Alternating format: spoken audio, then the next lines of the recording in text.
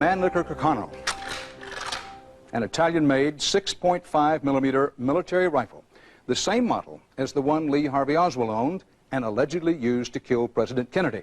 It's a relatively simple weapon, but many researchers are convinced that neither it nor Oswald could fire as fast and accurately as stated by the Warren Commission. The Warren Commission began its case against Oswald with accounts of his co-workers, photographed here seconds after the shooting, looking out from the floor directly beneath Oswald. I could even out hear the cartridges hitting the floor. I mean, after the shots had been fired. It was a bang, then a bang, bang like that, you know. About like that, you know, boom, then boom, then boom. Here's the Warren Commission shooting scenario of those three shots. Oswald did not first pull the trigger until the limousine went past the tree. 2 shots hit, 1 missed. Using the now famous Zapruder film, the commission calculated there were about 5.5 seconds between the first shot and the third fatal shot. Using just a stationary test target, the commission concluded Oswald could have done it. CBS News did its own independent test in 1967. We built a target and test track to match exactly the dimensions of Dealey Plaza, and asked 11 volunteer marksmen to see how quickly they could fire a Mannlicher Carcano. They shot at a target moving at the estimated speed of the motorcade. One shooter, a weapons manufacturer, made 3 hits within 5.5 seconds. Only 3 others managed 2 hits in that short time. All 11 had several chances. So it can be done. But the odds are against it, supporting the theory that there perhaps was more than one gunman. But what if the Warren Commission's scenario of 5.5 seconds is wrong? What if Oswald had more time, much more time? What if he took his first shot before the car passed the tree and missed, giving more time for the second shot and making the third and fatal shot the easiest of all? Oswald, in fact, had 8.5 seconds for all 3 shots. To be able to readjust your sight and your aim is what makes the difference in this shooting. Author Gerald Posner's findings are provocative, but are they provable? We can look at the Zapruder film, and with new enhancements and new technology, that film can answer exactly what took place on November 22nd. The first shot, said the Warren Commission, might have struck the president. Posner disagrees, saying it was deflected by the tree. There's some evidence on the film itself of this early missed shot. The president is just bringing his hand down from a wave, and I believe this is part of what you'll see as his reaction to this first shot.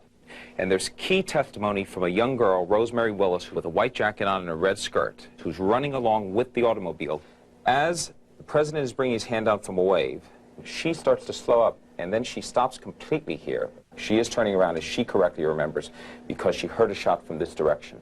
That film discovery of a possible early missed shot and a longer time to fire 3 shots is new. The theory is old. 26 years ago, CBS reported on the findings of physicist Luis Alvarez.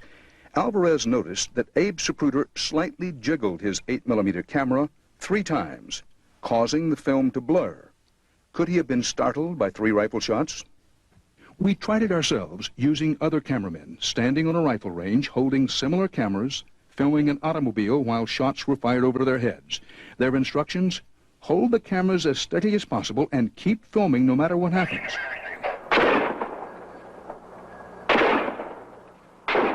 The reaction was obvious. They jiggled with each shot. The blurs in the films they took occur at the same times as in the Zapruder film. And the first blur happens precisely when Posner says Oswald got off the first shot, supporting the theory that Oswald had more time to get off 3 shots, not the far more difficult 5.5 seconds estimated by the Warren Commission. Making it easier yet again, says Posner, is that Oswald had more time to aim his rifle for the shot that first hit Kennedy. The Warren Commission thought that bullet struck Kennedy when the car was behind the sign. Posner says it was later, after the car passed the sign. The president is emerging here. You can see the president coming down from a wave. In the next frame, the president's elbow jerks off of the car. What has happened to the president is the bullet that has struck him in this portion of his back has passed through it, has chipped some bone along his spinal cord, and induced a neurological spinal reaction called the Thorburns position. You can see the president's hands coming up, not to his throat, but locking in front of his chin, and they will be locked in that position. Until he's shot in the head and the cortex is destroyed, he cannot lower his arms. They are physically locked. Now for the greatest controversy about this single bullet, what critics call the magic bullet. These 3 shell casings were found on the 6th floor of the book depository. Only 2 bullets were recovered. This fragmented bullet, said the Warren Commission, was the 3rd shot, the one that hit the president in the head. Therefore, the Warren Commission concluded, this other, what critics call magic bullet, must have gone through President Kennedy and then into Governor Connolly's back, out his chest, through his right wrist, and finally into his left thigh. The single bullet theory, which is the Warren Commission report sine qua non. If you don't have a single bullet theory, you've got 2 people shooting. Said, what happened to the bullet that went through President Kennedy's neck? And David Bellin was a lawyer for the Warren Commission. He came up with the single bullet theory. We reconstructed the motorcade, went frame by frame using the Zapruder film. It turned out that they were right on line at the time that shot first struck. To test the single bullet theory, PBS 2 years ago used computer animation techniques not available to the Warren Commission. Precise measurements of Dealey Plaza and the speed and location of the Kennedy limousine were taken to analyze if one shot from the 6th floor of the book depository could duplicate the angle and damage of the magic bullet shot. If the governor did turn, as he recalls, perhaps reacting to an earlier shot that missed, the trajectories line up and lead back to the 6th floor window. This is frame 223 on the Zapruder film. The president, you're just starting to see his shirt cuff here coming out from behind the sign. Here you can see on both sides of Governor Connolly his white shirt. And there's his tie right in the middle. In the next frame, something very interesting happens.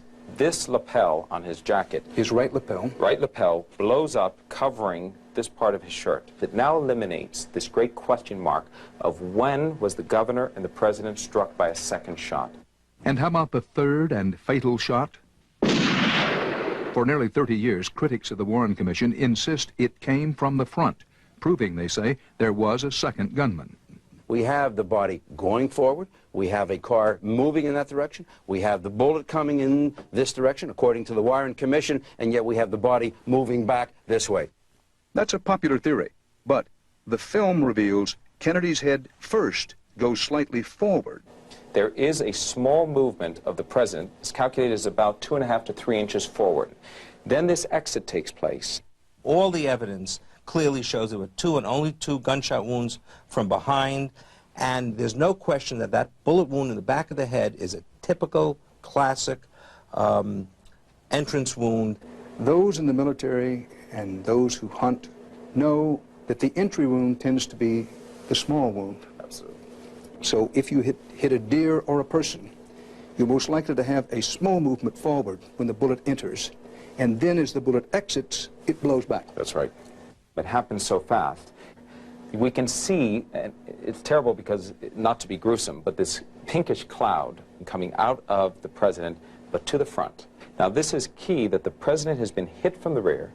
If he's hit from the front, we would expect to see on this film the red cloud should be behind the president as the bullet exits. In addition, you can see right here a line of material. This is also shooting out of the president's head. This is partially skull and brain matter that is going up and to the front. We now have the photographic evidence of a shot from the rear. And a last and fascinating question. Was the limousine really going at 11 miles per hour when Kennedy was killed?